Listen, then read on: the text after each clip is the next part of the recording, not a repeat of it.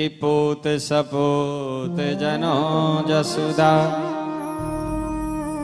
इतनी सुन के वसुदा सब दौरी, देवन के आनंद भयो, पुनि धावत गावत मंगल गौरी। कि नंद जो कछु इतनो जो दियो, घन श्याम कुबेरहूँ की मति बोरी, देखत मोह लुटाय दियो,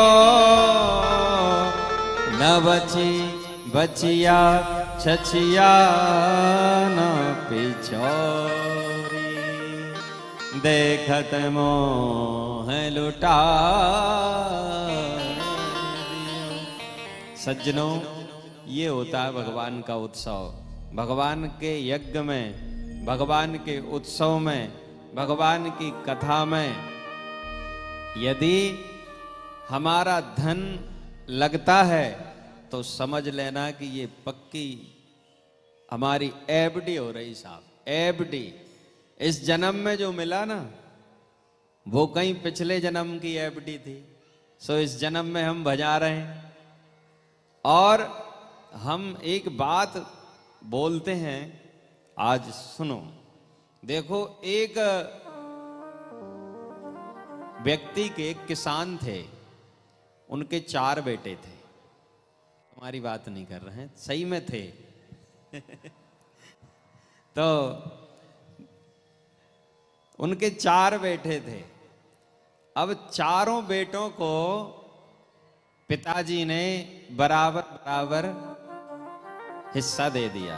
100 एकड़ जमीन थी, 25-25 एकड़ सबको बराबर बराबर बांट दी। भैया अब हम फुर्सत, अब आप जानो, आपका काम जाने, कमाओ खाओ बढ़िया रहो। अब देखो, अब उनमें से एक भाई ऐसा था जो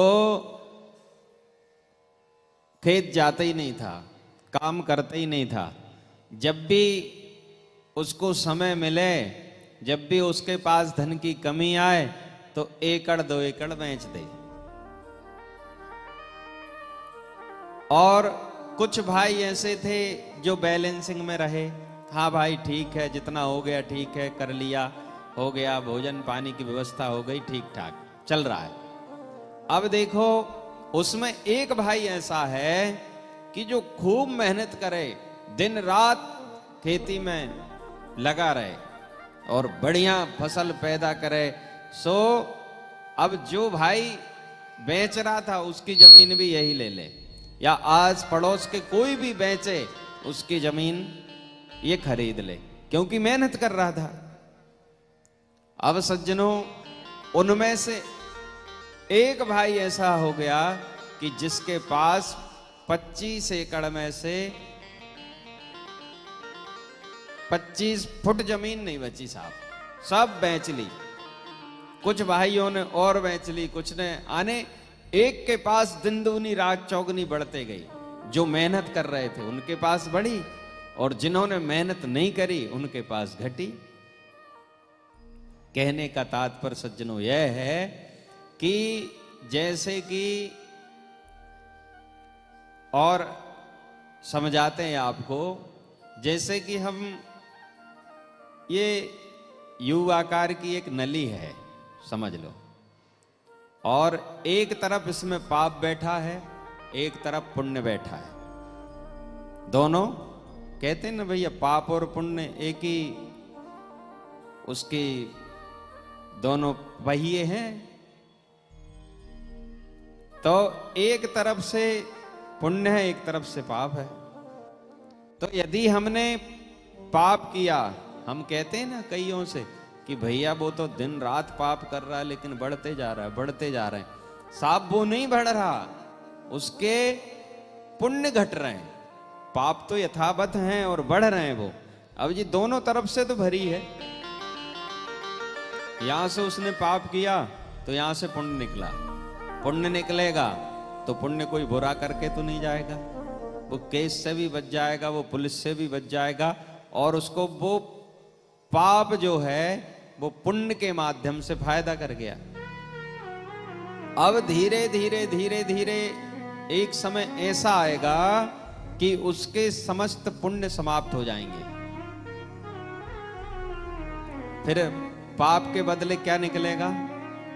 पूरी नली यदि पाप से भरा गई, कहते हैं ना भाई तेरा पाप का घड़ा अब भर चुका है, अब पाप की याद साफ पाप ही निकलेगा। फिर वो धीरे धीरे स्थिति उनकी खराब होने लगती है। अब करते हैं पुण्य आत्माओं की बात। हमने एक पुण्य किया तो पुण्य के बदले निकलेगा क्या? इधर से धक्का किसको लगा? पाप को। जब पुण्य किया और जितना बड़ा पुण्य होगा उतना ही बड़ा निकल के भागेगा, यदि है तो, और नहीं है तो फिर बहुत अच्छे रहेंगे। यदि हमने कहते न भैया हवन करे हाथ जले, धर्म करे करम फूटे, हैं? हम तो मंदिर गए थे, पता चला किसी ने जूते चप्पल ले गए। हम तो और बड़ा कोई पाप था और आपने बहुत अच्छा हनुमान चालीसा पढ़ लिया तो किसी ने साइकिल उठा कर ले गया, नहीं तो मोटरसाइकिल चली गई। तो ये हमारा जो पुण्य जब हम करते हैं, यदि कोई गड़बड़ दिमाग में कुछ होता है या कोई नुकसान हो जाए या कोई ऐसी बात हो जाए तो मन अशांत हो जाए तो समझ लेना कि बड़ा वाला निकल चुका है भैया। अब जो है शांति रखना है हमको। तो ये पुण्य निकल के, पाप निकल के भागा। लेकिन सज्जनों ऐसा कभी नहीं करना कि हम पुण्य करना छोड़ दें, कभी नहीं करना। पुण्य करते रहो और समझते रहो ये कम हो रहे हैं, एक कम हुआ, आज और कम हुआ। धीरे धीरे करके जब वो पूर्ण जो है हमारे पुण्यों का घड़ा भर चुका होगा तो जब हम पुण्य करेंगे तो पुण्य का फल अच्छा ही आएगा। फिर दिन दूने रात चौगने बढ़ो साहब। अब रही बात ये 4 भैयों की।